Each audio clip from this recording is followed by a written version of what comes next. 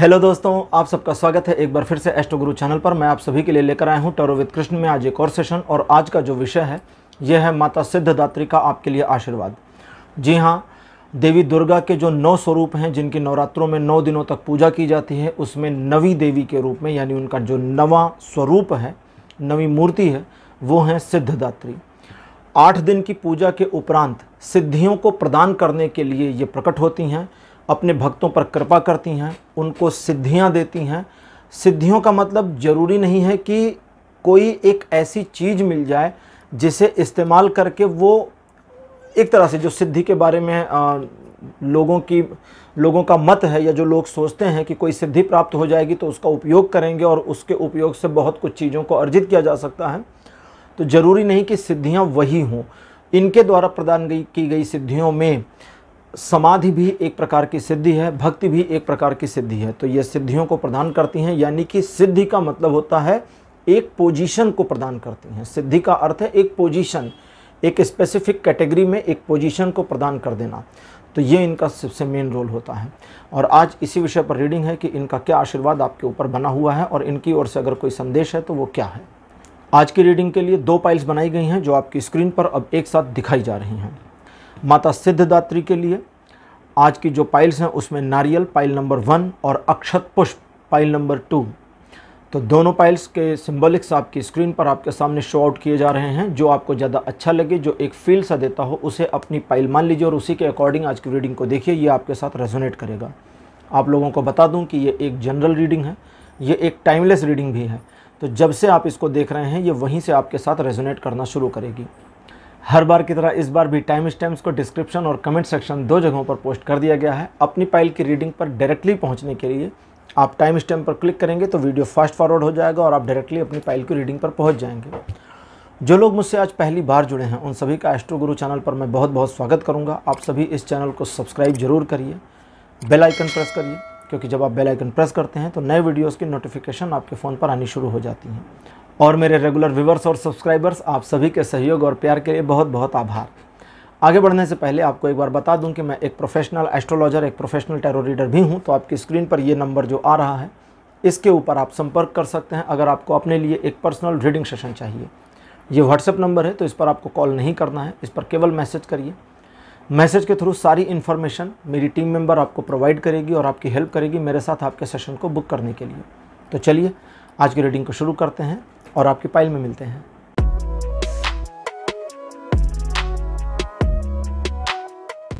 Hello pile number 1, आप सबका स्वागत है आपकी रीडिंग में। आपने नारियल को चुना था एज अ पाइल। नारियल को मेरे बगल में लगा दिया गया है। नारियल को श्रीफल भी कहते हैं। और कुछ मान्यताओं के अनुसार, देखिए मैं यहाँ पर किसी भी सत्यता या असत्यता यानी मैं किसी प्रमाण या अप्रमाण के बारे में बात नहीं कर रहा हूँ। कुछ मान्यताएं जिसमें मैंने भी सुनी है उसके अनुसार पहले कुछ लोग, कुछ ज़्यादा गहरे डिवोटीज़ अपना शीश चढ़ा देते थे देवी को। रावण के भी बारे में सुना गया है कि उसने भी अपना सिर काट कर चढ़ा दिया था। तो देवी को किसी का शीश नहीं चाहिए, इसलिए देवी ने स्वयं इस चीज़ का प्रावधान किया कि मेरी पूजा में नारियल को फोड़ना मैं शीश दान के समान मान लूँगी।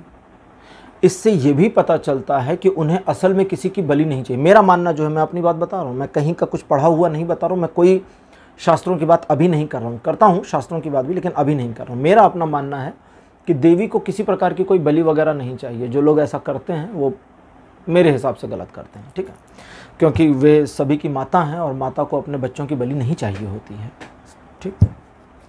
आज की रीडिंग को शुरू करते हैं। पाइल नंबर 1, कार्ड नंबर 1 आपके लिए अपीयर हुआ है 6 ऑफ वॉन्ड्स। सेकंड पोजीशन पर आपके लिए है 9 ऑफ वॉन्ड्स। कार्ड नंबर 3 आपके लिए अपीयर हुआ है queen of coins. Fourth position पर आपके लिए 2 ऑफ स्वॉर्ड। और लास्ट कार्ड आपके लिए जो मेरे पास अपीयर हुआ है, दिस वन इज डेथ। मैं माता सिद्धिदात्री के आशीर्वाद के लिए रीडिंग कर रहा हूँ और यहाँ पर डेथ का कार्ड अपीयर हुआ है। हालांकि ये थोड़ा एक कोइंसिडेंस जैसा हो सकता है शायद। वैसे डेथ के कार्ड के बारे में बता दूं कि टैरो में डेथ के कार्ड को सीधे सीधे मृत्यु नहीं माना जाता। ये डेथ नहीं होती है। इस कार्ड का नाम डेथ है और नाम डेथ इसलिए है क्योंकि इस कार्ड के जो देवता हैं, इस कार्ड के जो रूलर हैं, वो मृत्यु के देवता ही होते हैं। जैसे अब इस कार्ड में यम इसके मृत्यु के देवता हैं, तो यम रूलर हैं। जब इजिप्शियन मैथोलॉजीज़ को लिया जाता है, जैसे सनातन इतिहास के हिसाब से तो यमदेव हो गए, लेकिन इजिप्शियन मैथोलॉजी के अकॉर्डिंग अगर देखा जाए तो एनिबस हो गए, और ग्रीक के अकॉर्डिंग देखा जाए तो हेडीज़ हो गए। ठीक है, अब और भी धर्म हैं और उसके बारे में बात नहीं करूँगा। तो 2-4 चीज़ें समझें। सिद्धदात्री, आज जैसा कि माता का ये वो है रीडिंग उनके लिए कर रहा हूँ। आपके लिए सबसे पहली चीज़, अपने आप को किसी भी तरह से नकारात्मक होने से बचाना है। आपके साथ सबसे बड़ी समस्या ये है कि जब चीज़ें सकारात्मकता में चलनी शुरू होती हैं, आपके मन का एक हिस्सा चीज़ों को नकारात्मक कर देता है। अपने आप को बेहतर साबित करना, अपने आप को यूज्ड टू बनाए रखना, और कई बार अपने आप को एक ऐसी सिचुएशन में आगे ले जाना जहां आपको ठीक से पता होता है कि ज़रूरत नहीं है, यहाँ पीछे हटना चाहिए, लेकिन फिर भी आप आगे बढ़ते चले जाते हैं। ये सारी चीज़ें आपको तकलीफ़ की स्थिति में डाल देती हैं। आज उनका सीधा मैसेज आपके लिए यह है कि आपके जीवन में एक परिवर्तन जो अवश्यंभावी है, जो होकर रहेगा, वो बदल नहीं सकता। उस परिवर्तन के लिए आपको स्वयं को तैयार करना होगा। ये परिवर्तन आपके अंदर होगा, ये परिवर्तन आउटर वर्ल्ड में नहीं होगा, भौतिक दुनिया में नहीं होगा, ये आपके भीतर में होगा। आपके व्यक्तित्व में आमूल चूल परिवर्तन आ सकता है। आपका नज़रिया या आपकी पूरी पर्सनैलिटी ड्रामेटिकली चेंज हो सकती है। हालांकि आप अभी की अपनी पर्सनैलिटी को हो सकता है बहुत ज़्यादा पसंद करते हो, या आपको किसी तरह की कमी ना खलती हो, किसी तरह की कमी महसूस ना होती हो। जैसे आप कई बार इनसिक्योर हो जाते हैं ऐसी चीज़ों को लेकर के जिन पर बाद में आपको पता चलता है कि अच्छा, इनसिक्योर होने की ज़रूरत नहीं थी। कई बार आप अपनी चीज़ों को हाइड रखने की कोशिश करते हैं और नाकाम होते हैं। कई बार दूसरों की मदद करते हैं और मदद करने के बाद पछतावे में आते हैं कि ऐसे पर्सन्स की मदद नहीं करनी चाहिए थी। कई बार लोग आपको फॉलो करते हुए दिखते हैं, लेकिन वही लोग जो आपको फॉलो करते हैं, आपसे चीज़ों को सीखते हैं, आपसे ही चीज़ों को समझते हैं, आप ही के पीठ पीछे आपके खिलाफ बातें करते हैं। तो ये सारी चीज़ें आपको हर्ट करती हैं। तो कुल मिलाकर अभी की जो पर्सनैलिटी है, इसमें थोड़ा परिवर्तन आ सकता है। और ये जो परिवर्तन है, ये अप्रॉक्सीमेटली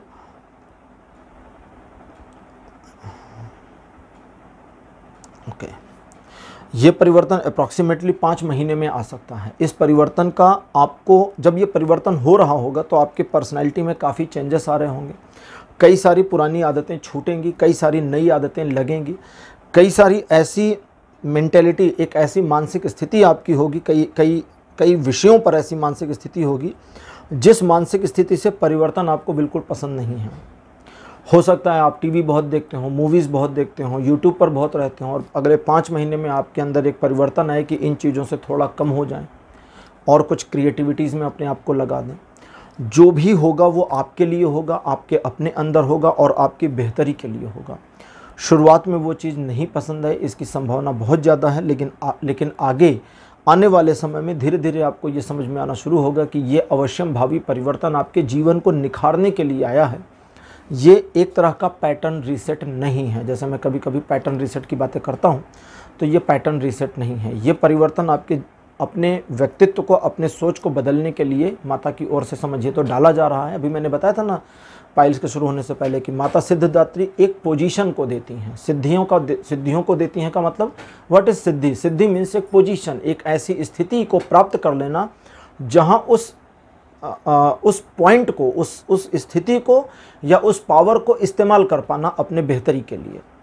तो उस चीज़ को कर सकती हैं, वो करती हैं एक्चुअली। ठीक है, जैसे मैं आपको यहाँ बताऊँ बातचीत करते समय, श्री यंत्र के बारे में आप सभी जानते होंगे, और श्री यंत्र की पूजा अमूमन लगभग हर घरों में होती है, और आप सभी के घरों में श्री यंत्र होंगे। देवी लक्ष्मी और श्री गणेश जी को जब दीपावली में लगाया जाता है, उनकी प्रतिमा को स्थापित किया जाता है, तो साथ साथ श्री यंत्र को भी बहुत सारे लोग लगाते हैं। लेकिन आप में से बहुत कम लोग जानते हैं कि श्री यंत्र में से कुछ चीज़ों को बाहर भी निकाला जा सकता है।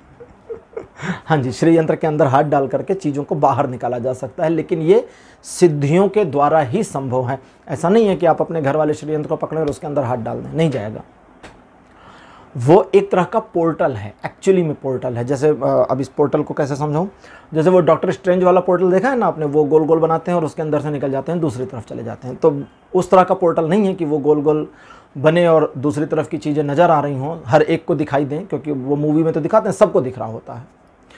तो वो ऐसा नहीं है। जो साधक हैं, जिनको सिद्धियां प्राप्त हैं, और जो उन सिद्धियों का इस्तेमाल करना जानते हैं और भले के लिए करते हैं, ना कि अपने फ़ायदे के लिए। अपने फ़ायदे का मतलब होता है ये जो बोलचाल की भाषा है, इसमें दूसरे का नुकसान शामिल है। जब वे सिर्फ एकदम अपने लिए, पर्सनली अपने लिए किसी प्रयोजन में उसको लेते हैं जिसका दूसरों से कोई पॉजिटिव या नेगेटिव इंटरलिंक नहीं होता, तो वे उनमें से कुछ भी बाहर निकाल सकते हैं। तो ये एक प्रकार की सिद्धियां होती हैं। तो यहाँ सिद्धिदात्री आपको एक ऐसी पोजीशन को दे रही हैं जब आप अपने अंदर से एक ऐसे व्यक्तित्व को बाहर निकाल सकते हैं जिस व्यक्तित्व के आने के बाद आपके जीवन में बड़े परिवर्तन होंगे जो बड़े पॉजिटिव होंगे। ओरेकल योगिक पाथ कार्ड लेते हैं और जानते हैं कि वो परिवर्तन क्या होंगे। चलिए देखते हैं कि ओरेकल योगिक पाथ आपके लिए क्या बताते हैं।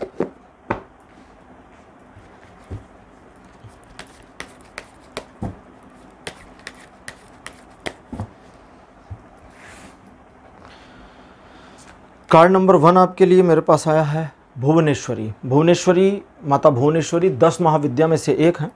10 महाविद्या के ऊपर जो 10 देवियां हैं, इनके सभी के ऊपर मैंने एक पूरा वीडियो बनाया है। एक नहीं, एक्चुअली 10 वीडियोस बनाए हैं अलग अलग। उन सभी के लिंक डिस्क्रिप्शन में दिए हैं, आप वहां जाकर चेक कर सकते हैं और पूरी जानकारी प्राप्त कर सकते हैं। भुवनेश्वरी को एक प्रकार से समझिए तो संसार की देवी, मतलब ये उन्हीं के स्वरूप हैं और सारा संसार उन्हीं का है। तो अगर हर स्वरूप के साथ कहीं आप पढ़ते हैं या कोई आपको बताता है कि ये इस पूरे जगत के अधिष्ठात्री हैं, तो सही बता रहे हैं, उसमें कुछ भी गलत नहीं है। लेकिन माता भुवनेश्वरी का जो निवास है वो सूर्य के भीतर माना गया है। ललिता त्रिपुर सुंदरी, ये हैं सेकंड पोजीशन पर अपीयर, ये भी 10 महाविद्या में से एक हैं। ओजस, कार्ड नंबर 3, 4th पोजीशन पर संतोष, और लास्ट कार्ड अपीयर हुआ है तामस।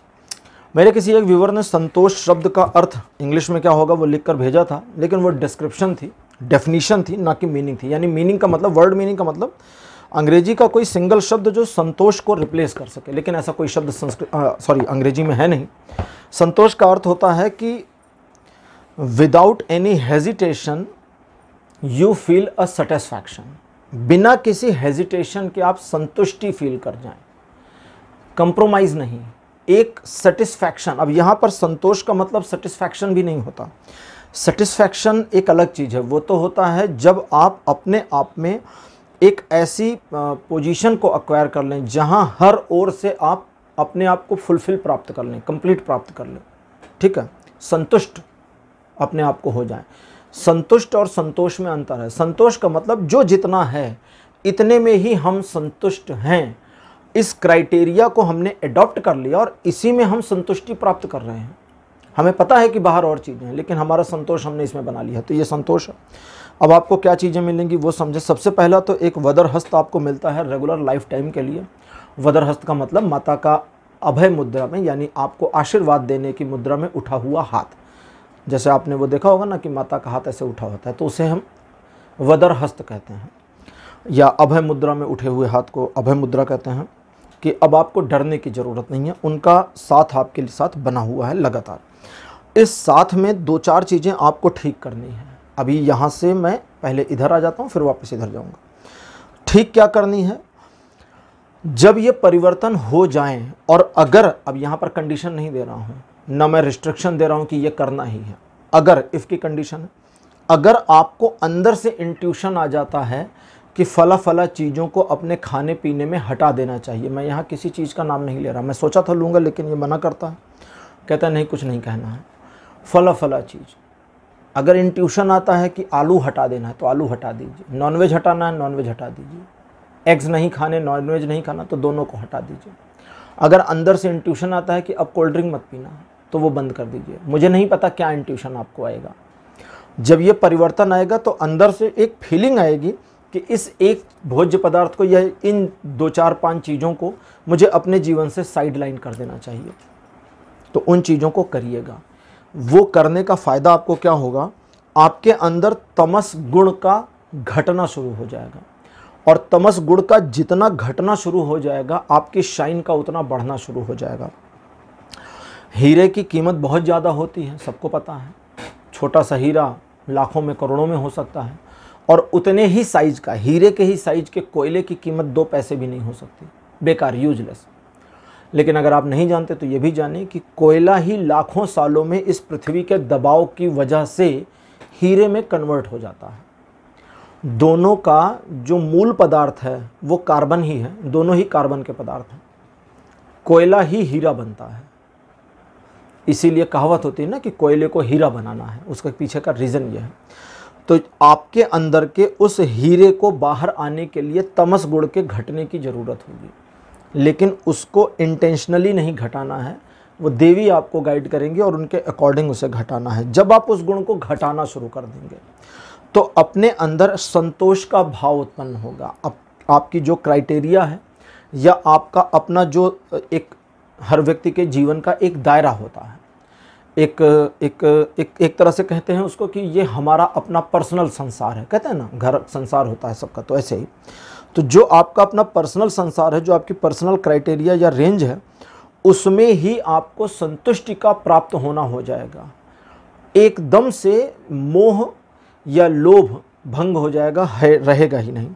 जब ये दो चीज़ें संभव हो जाएंगी तो आपके ग्रेस में वृद्धि होगी, लोग अप्रिशिएट करेंगे आपकी, मतलब इसमें ग्रेस में वृद्धि होना कह रहा हूँ मैं। फेम नहीं कह रहा हूँ कि आपका नाम हो जाएगा दुनिया में, वो नहीं कह रहा हूँ। मैं कह रहा हूँ ग्रेस बढ़ जाएगा। ग्रेस क्या होता है?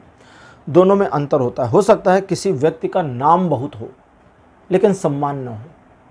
हमारे ज़्यादातर पॉलिटिशियंस इसी कैटेगरी में फॉल करते हैं ना, उनका नाम बहुत है, टेलीविज़न पर रोज़ आ जाते हैं या यूट्यूब पर खोलिए तो वो मिल जाते हैं, लेकिन उनका सम्मान अगर देखा जाए तो नहीं है, लोग गालियां दे रहे होते हैं।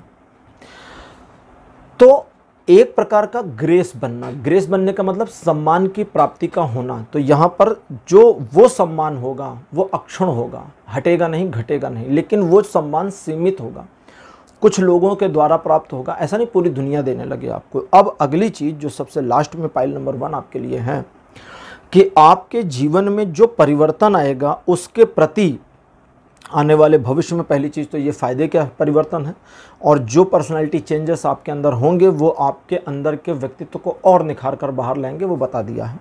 और उस निखरे हुए व्यक्तित्व को जब इस्तेमाल करना शुरू करेंगे तो आप अपने जीवन में एक संतुष्टिदायक पोजीशन को भी अचीव करेंगे। और आपको ऐसा भी फील होगा, अगर आप अपने आप को स्पिरिचुअली थोड़ा सा, बहुत माइनर सा 1-2% भी इंटरलिंक कर पाए देवी से, तो आपको ऐसा फील होगा कि आप उनके सानिध्य में हैं और वे सदैव आपके ऊपर अपना हाथ बनाए हुए हैं। यहाँ उनके द्वारा आपको गाइडेंस, अगर आप इंटरकनेक्ट होने की कोशिश बहुत मामूली सी भी करते हैं और सफल हो जाते हैं तो उनके द्वारा गाइडेंस लाइफ टाइम आपके लिए बना रहेगा। और आपके जीवन में आने वाले बड़े बड़े, अब उसको क्या कहूँ मैं, खतरा तो कह नहीं रही हैं, हाँ जी, बड़े बड़े जो अवरोध हैं उसको ये खुद ही हटाती चलेंगी आपके रास्तों से, उनको रिजॉल्व कर देंगी या उसका रेजोल्यूशन आपके दिमाग में डाल दिया जाएगा। और इस तरह से आप अपने जीवन में आगे बढ़ जाएंगे और तरक्की करेंगे। तो पाइल नंबर 1 ये थी आपकी आज की रीडिंग। आज की रीडिंग आपको कैसी लगी, अपने एक्सपीरियंस, अपने अनुभव कमेंट सेक्शन में ज़रूर लिखिए। इस वीडियो को लाइक करिए, शेयर करिए और चैनल को सब्सक्राइब करना मत भूलिएगा। अगले वीडियो में आपसे फिर मिलूँगा। Bye bye.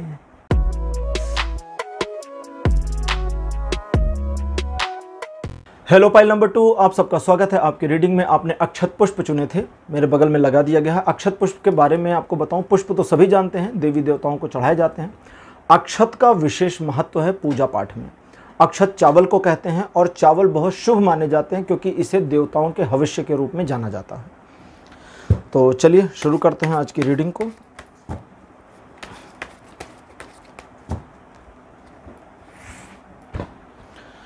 कार्ड नंबर 1 आपके लिए है 3 ऑफ कप्स। सेकंड पोजीशन पर आपके लिए डेविल। थर्ड पोजीशन पर आपके लिए है S of sword. Fourth position पर आपके लिए है नाइट ऑफ वॉन्ड। और लास्ट कार्ड आपके लिए है 2 ऑफ सॉर्ड। अपने लक्ष्यों से भटकाओ और उस भटकाव में अपने आप में, उस भटकाव के बावजूद स्वयं में अहंकारित हो जाना, इससे बड़ी गलती क्या होगी। पहली चीज़ तो अपने लक्ष्यों से भटक गए, और दूसरी चीज़ भटकने के बावजूद अपनी गलती को आत्मसात करने समझने की बजाय स्वयं में एक अहंकार को बना लेना कि भाई हमसे ज़्यादा बेहतर तो कोई नहीं है, ये आपको हमेशा पीछे धकेल देता है। इसलिए जीवन में आगे बढ़ने की बहुत सारी कोशिशों में आप कई बार नाकामयाब होते हैं और अपने आप को थोड़ा सा परेशानी में महसूस कर जाते हैं।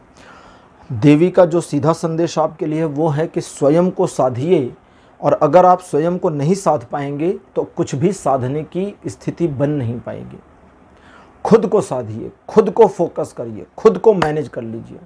अगर खुद को मैनेज कर लिया तो आप न सिर्फ अपने सराउंडिंग्स को बल्कि अपने जीवन को और अपने लक्ष्यों को मैनेज करना जान जाएंगे और कर ले जाएंगे। आपके लिए आपका जो जॉलीनेस है या जॉली नेचर है, ये है तो अच्छा, लेकिन कभी कभी थोड़ी सी समस्या को भी उत्पन्न कर देता है। तो इसे कहाँ रोकना है इसको समझें, इसे कहाँ रोकना है इस चीज़ पर एक विराम चिन्ह लगा करके रखें।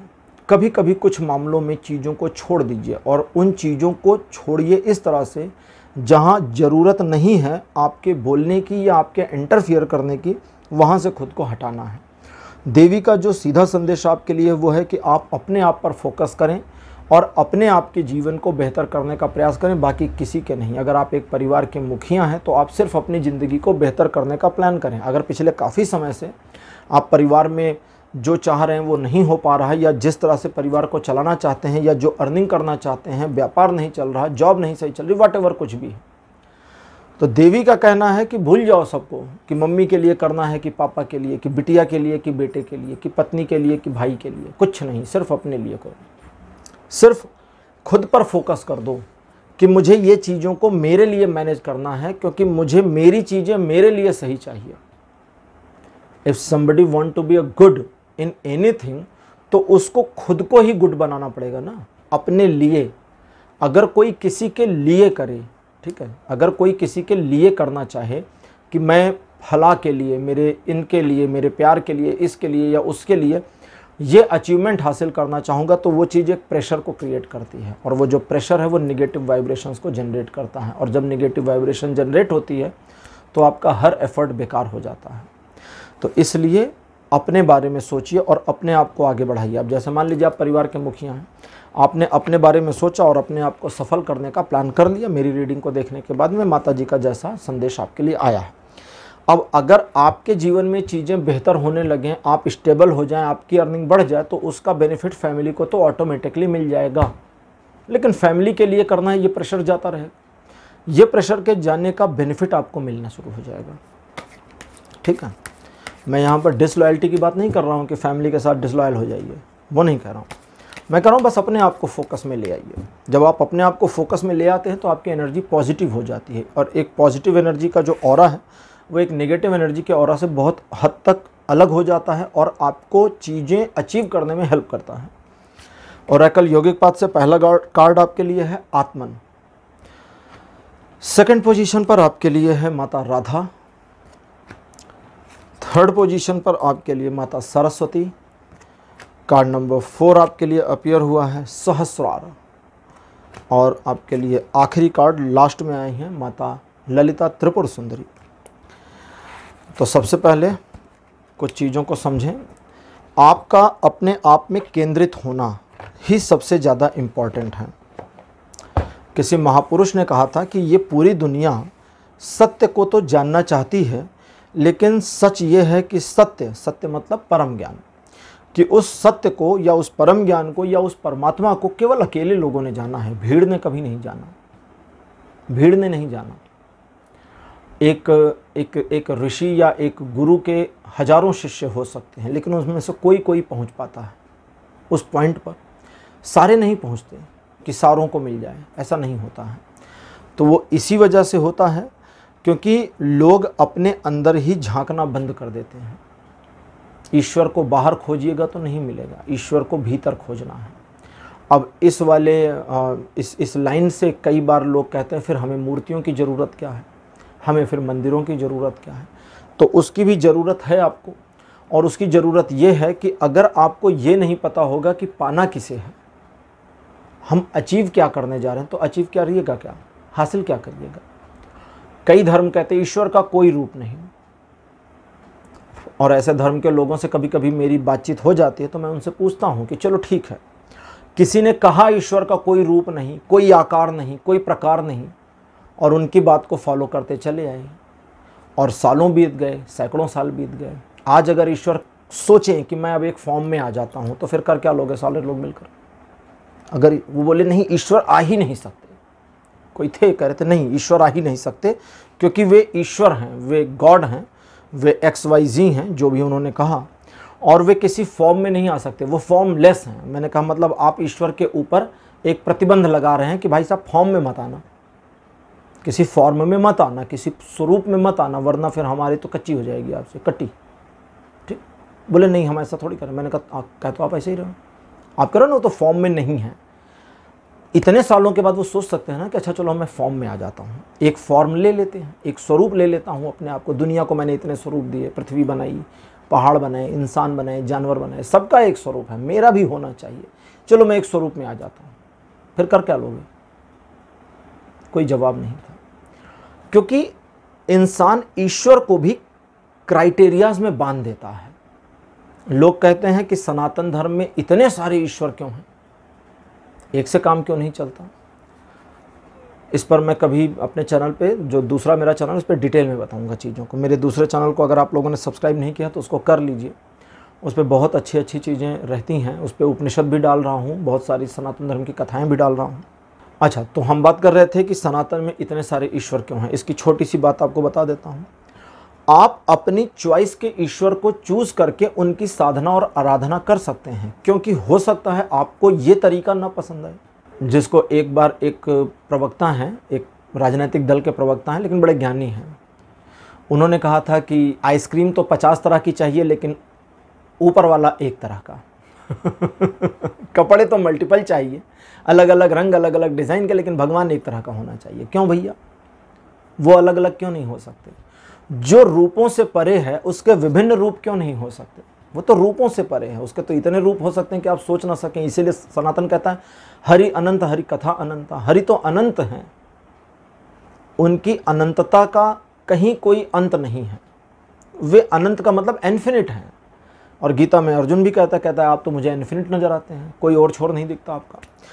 तो सनातन में इसीलिए इतने सारे ईश्वर हैं, क्योंकि आपकी इंटरकनेक्शन किसके साथ बनती है, इस चीज़ को तारतम्य करें। आपको गणेश जी अच्छे लग रहे हैं, कार्तिकेय अच्छे लग रहे हैं, या भगवान विष्णु के प्रति श्रद्धा आ रही है, या शिव के प्रति आ रही है, या सिर्फ देवी के प्रति आ रही है, तो उस चीज़ को करें।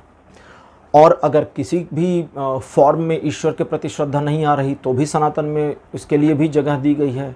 निराकार ब्रह्म की उपासना करिए, जिनका कोई आकार ही नहीं है।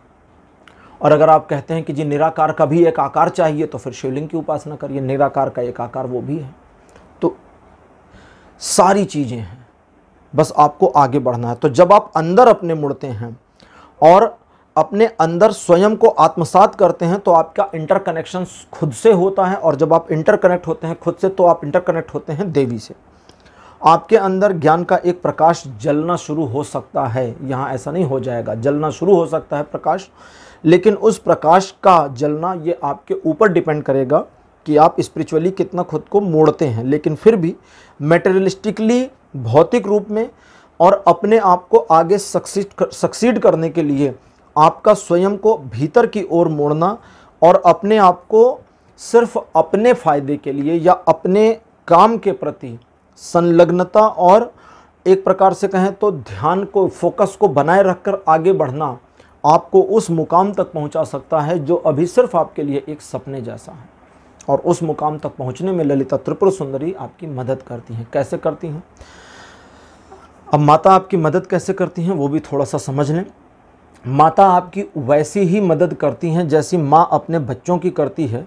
वे आपको उंगली पकड़कर आगे ले जाएंगी। उंगली पकड़कर का मतलब होता है कि आपके आगे के रास्ते स्वयं खुलने शुरू होंगे, मार्ग आपको दिखने लगेगा, आइडियाज़ आपको इंट्यूट होने लगेंगे, आपको ऐसा फील होने लगेगा कि इस फला चीज़ के लिए या उस फला चीज़ के लिए आपको अंदर से एक पुश आ रहा है, धक्का आ रहा है, और वही पुश उनकी ओर से प्रेषित किया होगा जो आपके जीवन की उस आगे की बेहतरी के लिए बहुत आवश्यक है।